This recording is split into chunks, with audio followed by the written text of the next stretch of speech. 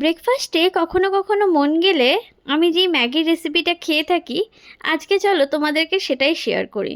এর মধ্যে আমি ক্যাপসিকামটা কোচানোটা দেখাতে ভুলে গেছি। তো যাই হোক, কড়াতে তেল দিয়ে প্রথমে পেঁয়াজ দিয়ে অল্প করে নুন দিয়ে দিয়েছিল।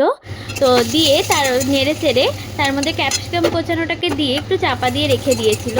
তারপরে টমেটো কুচি আর লঙ্কা কুচিগুলোকে দিয়ে ভালো করে নেড়ে চেড়ে নিয়ে টমেটোটা একটুখানি সেদ্ধ হয়ে এলে তার মধ্যে সামান্য হলুদ গুঁড়ো, সামান্য ধনে গুঁড়ো আর সামান্য জিরে গুঁড়ো দিয়ে তার মধ্যে ওই যে ম্যাগির প্যাকেটের যে মশলাগুলো যেগুলো থাকে ওইগুলো দিয়ে, আর এক্সট্রা করে ম্যাগি মশলা ইউজ করা হয়েছিল একটু মশলার জন্য।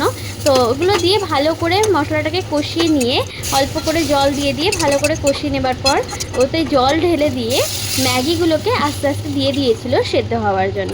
তারপর ব্যাস, তোমরা তো জানো ম্যাগি সেদ্ধ হয়ে গেলে রেডি। স্পাইসি স্পাইসি, আর হ্যাঁ, ওপর দিয়ে অল্প করে কিন্তু ধনেপাতা ছড়িয়ে দিয়েছিল টেস্টির জন্য।